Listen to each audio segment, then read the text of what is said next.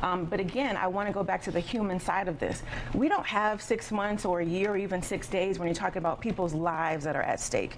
And so let's take the politics out. Let's listen to the hours of testimony from medical professionals of whom we have taken their discretion and their ability to do their jobs because we were putting politics in front of people. All right, we'll leave it there, folks. Coming up, winners and losers. Stay tuned.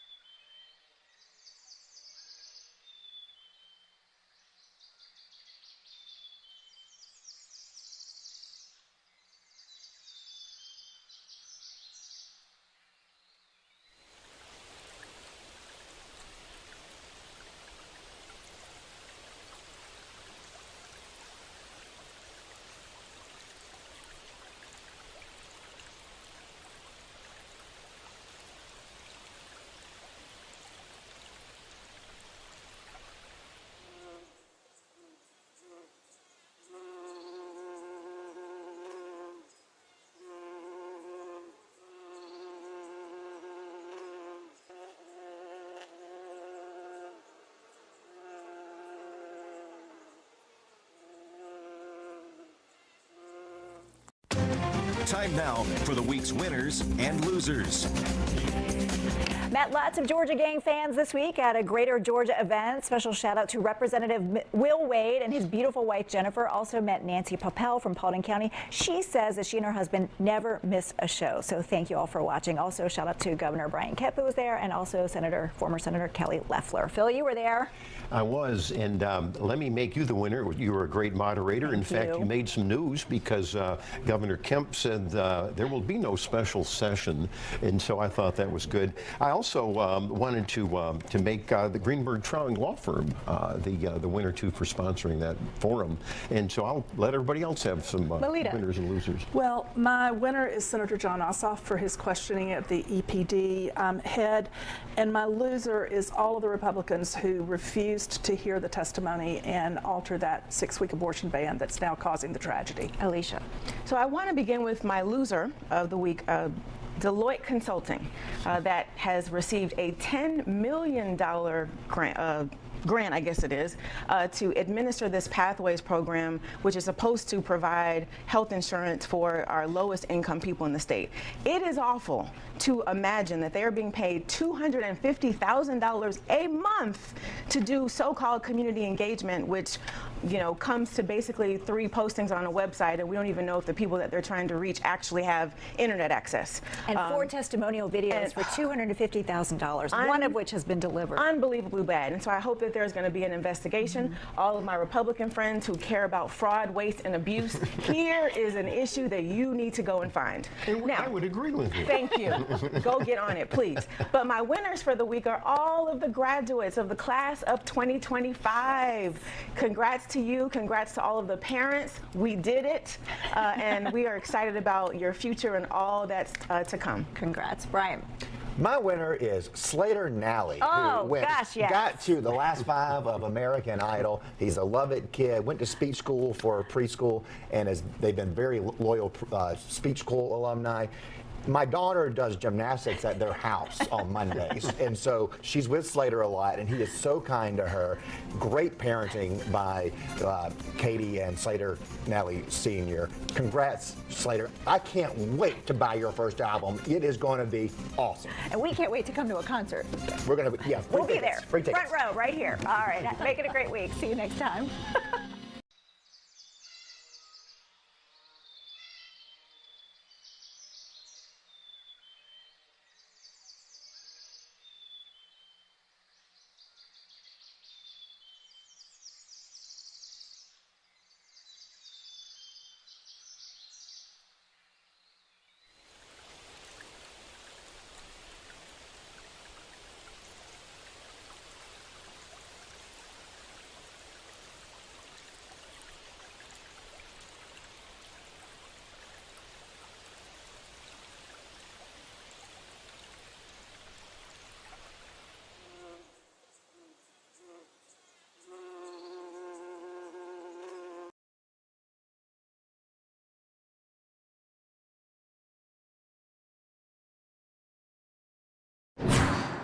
Well, welcome in. I'm Ariel Onstad. Thank you so much for streaming with us on your Sunday morning. We're tracking the potential for severe weather in our area. So because of that, let's get out immediately to meteorologist Alex Forbes, who's standing by. Alex, what are you seeing? Yeah, Ariel, that's right. So a severe thunderstorm warning is in effect now for parts of Georgia. This is going to be for Carroll County, south of Carrollton, Heard County, parts of Coweta County, namely on the eastern side of Newnan, and most of Troup County. And this is the severe thunderstorm complex I've been tracking for a couple of hours now that has winds with it of about 60 miles an hour, we're estimating at the moment. But it produced 80-mile-an-hour winds, at least what we estimated to be 80-ish, back near Interstate 65 in the Birmingham area. Now, I just got a note in from the National Weather Service that they are drawing up a new severe thunderstorm warning, and that is going to likely be just a little further to the south. So we are going to wait for that to come in here. I would expect that they're going to clip a little more of Harris County, considering that some of these storms are building back in down towards the south. But just within the last 10 minutes, we've seen 677 lightning strikes with this cluster of storms, which is in Randolph County now, down into Chambers County, and that's going to be rolling in across the Georgia state line here in pretty short order. So this is not the only thing going on. I do want to zoom out and point out that we do have a lot of steady rain, basically Carrollton and northward. I'm not concerned about a severe weather threat, basically north of Interstate 20. So if you're watching this morning from Rome, from Polk County, Paulding, Cobb, you're going to be looking at rain in fairly short order. But you're not included in the severe thunderstorm watch, and I'm not really expecting much of a severe weather threat out of this steady rain. In fact, I would go as far as to call it heavy rain moving into parts of the North Metro here over the course of the next several hours. The focus is going to be down to the south. So let's take a look at what's going on using our Barron button. Anytime you see this pink color here, that's going to be a hail threat. So we are looking at the possibility of some small hail in this as well. And then when we take a look at the winds, let me just show you some of what we're looking at. You click into some of this, you see 75, 73, 45, 65 miles an hour. But it is important to note that where I'm clicking these, I'm looking at the altitude over here. We're looking at about 3,000 feet, right? So this is being measured about 3,000 feet above the surface. However, with heavy rain, some of that can be pushed back down to the ground. So we're going to continue to track this here over the next little bit. Now, I mentioned the severe thunderstorm watch. I want to show you this. Basically Haralson County to Carroll County over to Walton and Morgan counties and point southward. This is going to go until 1 p.m. Ariel, but I do expect that as we see that cluster of storms move off to the east, we're going to see this watch trend back as well. We're going to have updates for you as we track these storms streaming here throughout the morning on Fox Local. Alex, thank you so much. Yeah, we're going to continue checking in with you throughout the morning to let people know what to expect.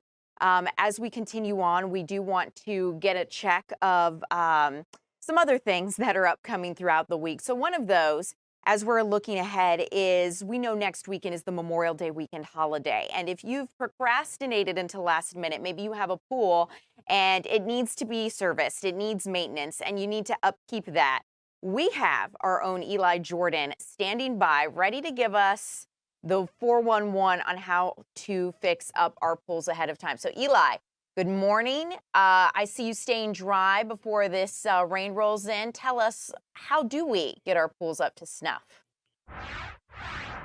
Hey, Ariel. Yeah, I mean, it can be a chore. This is my first pool that's right behind me here that I recently acquired. And I took the water sample in, and the lady at the pool shop said, you have a lot of work to do. So it can be kind of confusing and overwhelming. Elwood, my cat here, we were hoping to have a pool day, and a day like today, though, can, drive a pool owner crazy because rains, you can have a perfect balance of a pool, and then when the rains come, it totally throws your chemical balance out of balance. It can mess up your pH and your alkalinity, and then, it can introduce algae spores. But I spoke to Dwayne Pender of Georgia Pool Supply, and he gave some tips to share with you guys.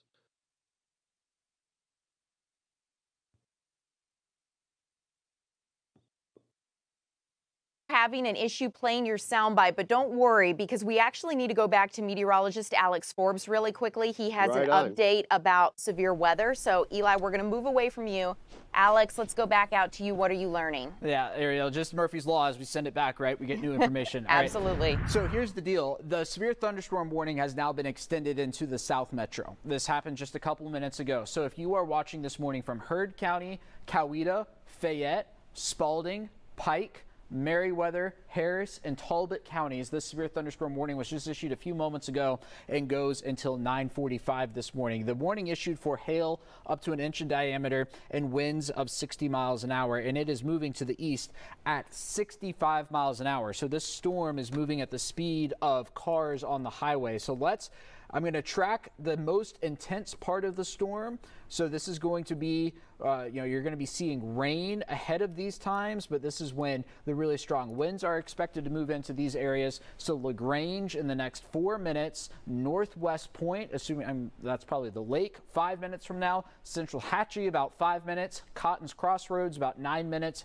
and then into the Knott area here in the next 10 minutes. So it's going to be from what's in Wadowee right now, crossing the state line down into Randolph County, Chambers County, into the South Metro here over the course of the next little bit. So Ariel, that's the update. We needed to bring you a new severe thunderstorm warning for the South Metro for the next 40 minutes or so. Good to know, Alex. Thank you so much. You guys, if you're streaming along with us, we're going to go ahead and take a quick break. When we come back, we're going to keep you updated on all things severe weather as this thunderstorm moves into our area. We're going to check in with Alex Forbes. And we're also going to look ahead with Eli Jordan, who's letting us know how we can get our pools up to snuff ahead of the Memorial Day holiday and ahead of summer. So we're going to be talking about that, but let's go ahead and take a break and we'll see you back here in just 2 minutes.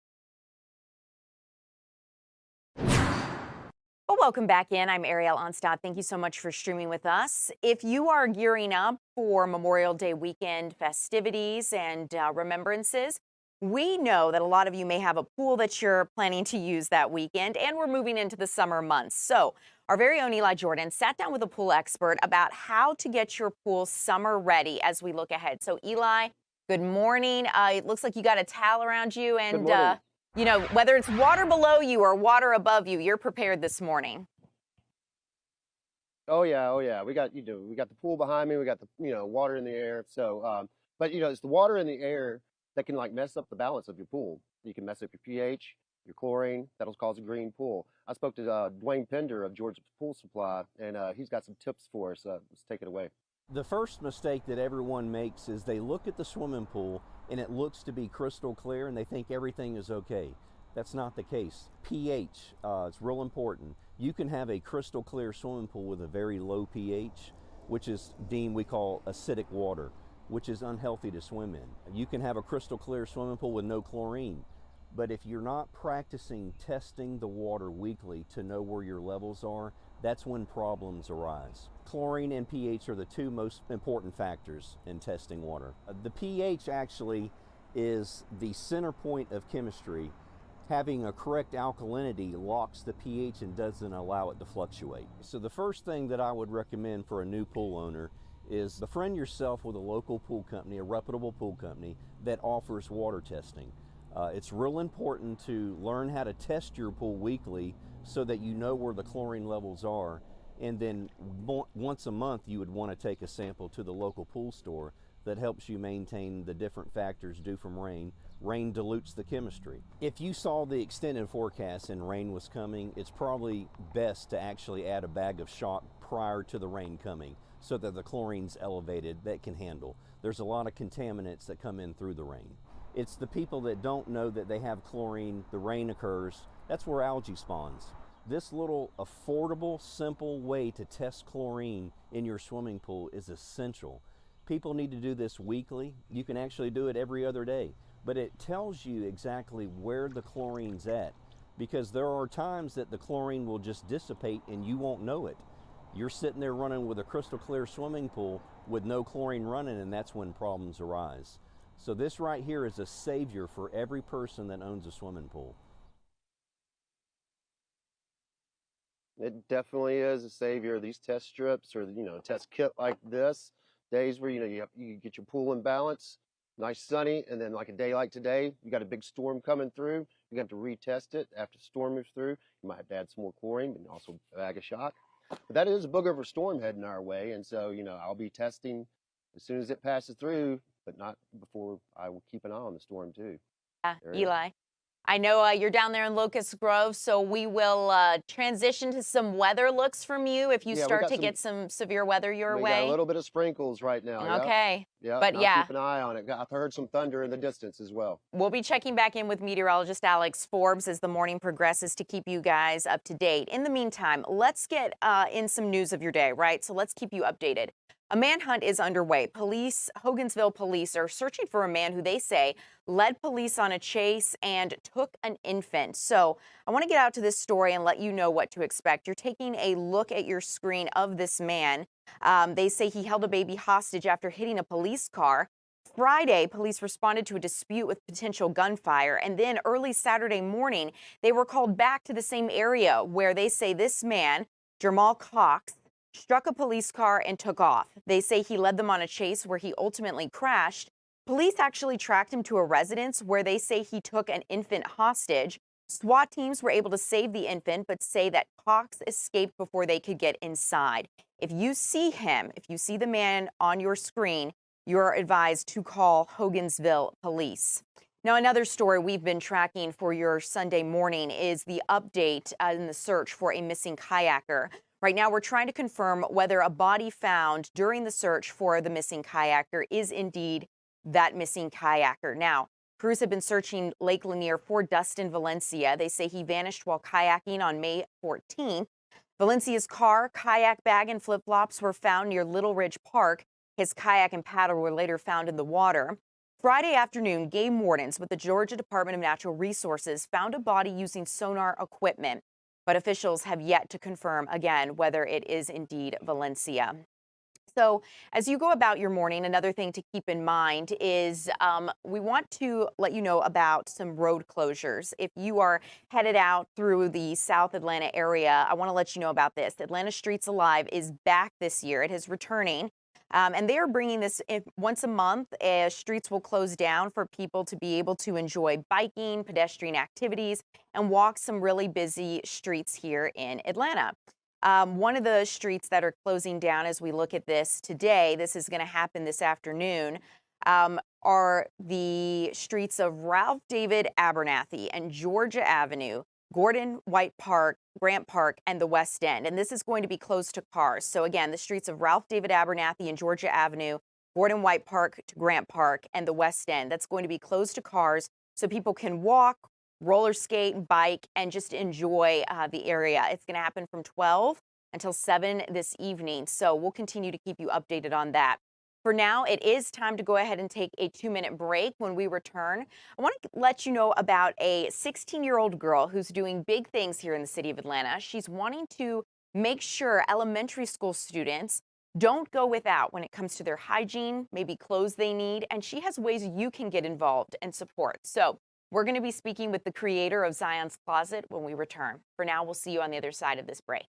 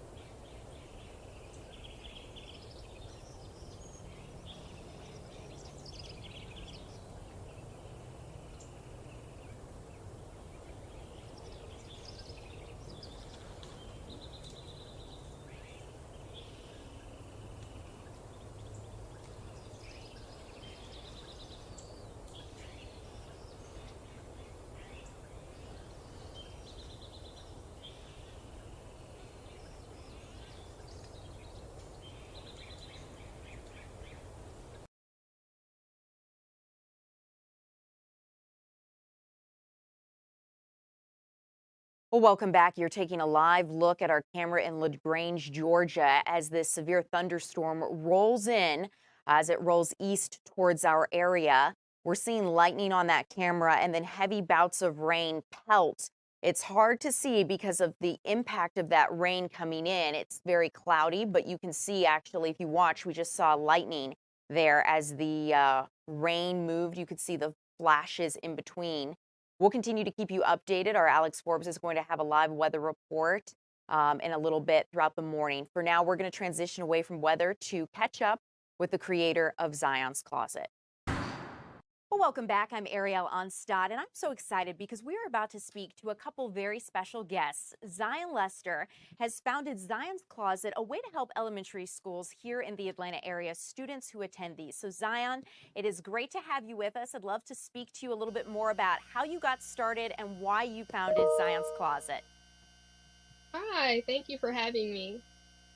So tell me a little bit about why did you get Zion's Closet started? What was the inspiration? Well, the inspiration behind Zion's Closet kind of rooted from me and my dad collaborating on a children's book called Zion Learns to See. The book talks about compassion, empathy, and kind of just a story between me and my dad and how I grew up as a child watching him serve his community. So that inspired me to um, collaborate with him on a children's book so I could share with kids that no matter how young you are, or no matter just who you are, you always have something to offer whenever it's empathy or compassion. And that made us want to do something even bigger, something that was hands-on. So we came up with the idea of Zion's Closet. And it's really incredible because you're 16 years old yourself, deciding to do this and help others out. I think a lot of teens may not necessarily come up with the idea to give back to their community in this way. So tell me, when did you officially open the first closets and where are they? Well, we just opened our first official closet in April at Finch Elementary School, and the closet has been the first closet we've co-partnered with a school with, but we are really excited about this opportunity, and we can't wait to just see how this closet impacts families and students. So tell me, what is in a closet and how does it help elementary school students here in Atlanta? Well, the closet is a care closet that is being placed in a school that will allow students and families to come in to basically get support. And what I mean by support is to come in, we have in there, we have computer stations where parents are going to be able to come in and kind of have access to Wi-Fi and internet and be able to fill out job applications or even just uniforms for students to come in and grab, and shoes, and we have washing machines and dryers that will allow families to be able to do laundry. So this closet is a care closet that is trying to provide support for students and families that may be experiencing poverty or homelessness. Since opening the closet, have you been able to help anybody yet? Yes, we have. Students have already been able to come in, and I know a student came in the other day and was able to grab a pair of shoes because the shoes were kind of just falling apart, and that's what that closet is for, to give that support and care. How did it make you feel when you learned that a student was able to get shoes because of a closet you created? Well, it made me feel happy. It made me feel proud because that is what exactly we wanted this closet to do. That is its purpose. We want to be able to care for families and students, to better help our students be able to participate in class better, or just anything. Yeah, I know that Zion's Closet, what you founded, is a program, part of Love Beyond Walls. It's just your father's organization. Yes. What did it mean to have your dad's support and helping to create something like this and to be able to do this together?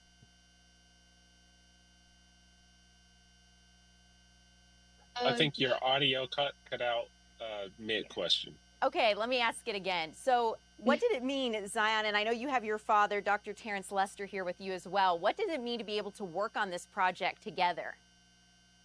Well, it's been such an amazing experience working with my dad on just such a cool project like this. And also, not even just this, I was able to collaborate on a children's book with him, which is such an opportunity that maybe not a lot of people have. And it was just cool being able to go through the writing process and, you know, the planning process for this closet together and just brainstorm all of our ideas.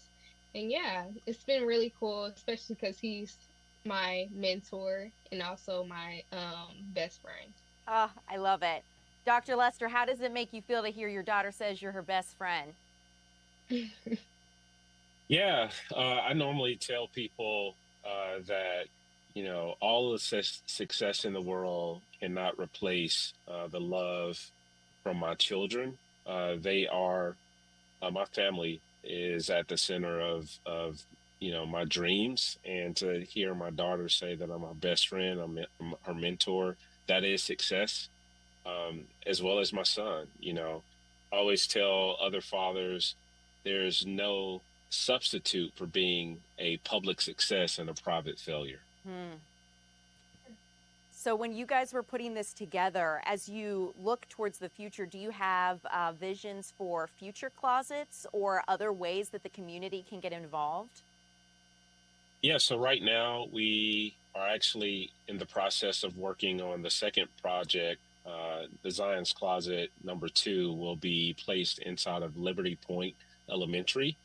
We just forged a partnership with this particular elementary school in South Fulton, which also enables us to work with Fulton County schools. And so we are envisioning, you know, creating all types of spaces that's unique to the context of the school to support students, social workers, educators, families, just so we can, you know, kind of stand in solidarity with the community that needs the most support. And it's so powerful when you have communities helping communities, right? Like this is you stepping up and saying, hey, I want to give back. It's not coming necessarily from, you know, an organization or a government. It's something I'm creating to be able to help and bless my community. As you look towards the future, how can people get involved? If someone is watching this right now and they say, hey, I'm feeling inspired by what Love Beyond Walls is doing, I'm inspired by Zion's Closet, how can they get involved and give back to you guys? Yeah, well, if they're local to Atlanta, we do work in the community and they want to volunteer with us, they can go to lovebeyondwalls.org and click volunteer. But greater than that, if you want to sponsor a closet, you can go to lovebeyondwalls.org. You can click Zion's Closet. You can see the schools that we're actually building closets in if you go to that tab. But greater than that, you know, we're always looking for partners to say, hey, maybe I own a business and I want to get my employees involved, or you may just be an individual who wants to volunteer to paint walls, you know, to throw away trash, to help us build shelving on the inside of it. You can reach out to our organization and we would love to have you. And to your point, you know, communities helping communities is one of the greatest things that we can do because together is how we move forward. Well, Zion, Dr. Lester, thank you so much for being with us today. Is there anything else you want to share that I haven't asked you yet today?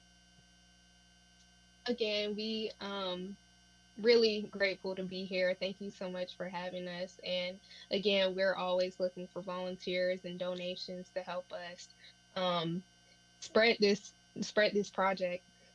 Awesome, Zion. Yeah, and we would like to. We would love to see other children, you know, just step up and know that kindness, right? Just simple acts of kindness is how you change the world. I love it. You guys are inspiring me. I'm thinking about what my kind act is going to be when I get off of work today, or maybe there's still time yet during my work day to get it in, right? So, thank you guys so much for being here, for sharing your love for your community with us, and I look forward to speaking to you again in the future and seeing how Zion's Closet has grown. Okay, guys, we're going to go ahead and take a quick break, and we'll have.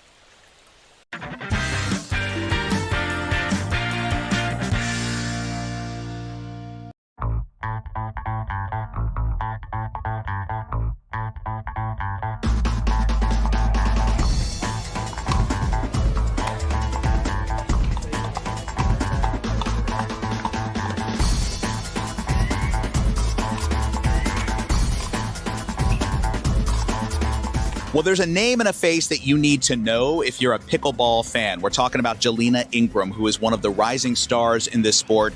And we are so happy, so fortunate she is here in Atlanta, standing next to me in front of the podium. We are wishing for you, hoping for you. You're going to be on that podium soon. We'll see. I'll do my best out there, of course. And, you know, it's a hard competition. So, you know, loving it. It's so good to see you. Let's talk a little bit about you. You are 17 years old. You just graduated high school, so congrats. Thank you. How does it feel, by the way, to be done with high school? Pretty great. Yeah. No pressure. Just got to focus on pickleball. And well, now the work begins in the world of pickleball because you were just signed to the tour, the PPA Tour. You also have now been drafted. What team are you going to be playing with? Hard Eights. That's so great. First of all, I love this story. How did you find out that you were drafted? I was walking out of the venue yesterday and I was scrolling on Instagram trying to find somebody to hit with for today for singles, and I saw that the Hard Eights was like, hey, welcome to the team. I was like, oh, okay.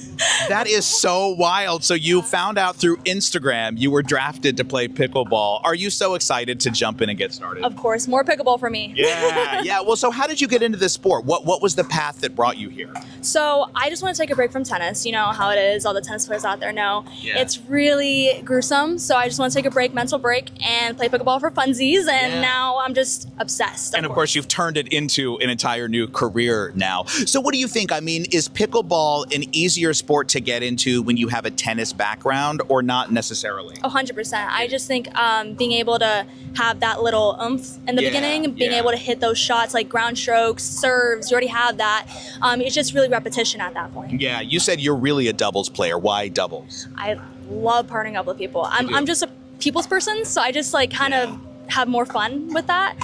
Also, I just have more fun being able to, you know, hit a good shot. They hit a good shot, going over them, high five, big celebration. Like, I love that. Yeah, I'm interested to ask you this because I've never talked to somebody on your level before about pickleball. So a lot of people get into this because maybe they played tennis or things, and pickleball is a little bit easier on their body. Is that true at your level too, or do you feel like you are exerting just as much as you were in tennis? Singles, I think, if you are really training yourself to become a top player, of course, yes, it's the same thing as tennis where you have to train yourself to, you know, you got to bend your knees more, the ball doesn't bounce as much. And doubles, I will agree, it's not as grueling, but like, I think, it's pretty gruesome. Yeah. I mean, you're still working really hard out there for sure. And so how excited are you to be here in Atlanta at this tournament? So excited. I love Atlanta. Other than, of course, the rain, but other than that, I love the scenery. It's beautiful. I'm from Arizona, so all I see is dirt and cacti. So that's like all I see. I love the different scenery. Yeah, we're bringing the lush vegetation for you. So what do you do before you hit the court? You'll be hitting the court in less than an hour now. And so do you have like a routine, a ritual before you get out there? Yeah, I usually like to stretch out a lot to make sure I don't pull something or anything like that, because there's a lot of movement out there. And I also like to kind of watch some videos to really get me in the zone, specifically David Goggins. He's very straight to the point, and that's what I need. So I usually do that, and then of course get some warm up in, not too long, but enough to warm up my body and get a little bit of a sweat going. Yeah, at 17 years old, you've still got a lot of time to grow. So what is sort of your end goal in the sport of pickleball? Do you have one? Is there sort of an ultimate place you'd like to end up, or is this just ride this out and go as far as you can? No, everyone's goal is to be number one. So I think that's definitely mine. But right now, I'm gonna say top 15. That's where I want to be. Amazing. Well, we can't wait to follow your career and see where you end up. It's so great to see you here in Atlanta. Please keep coming back. I would love to. All right, we'll do this.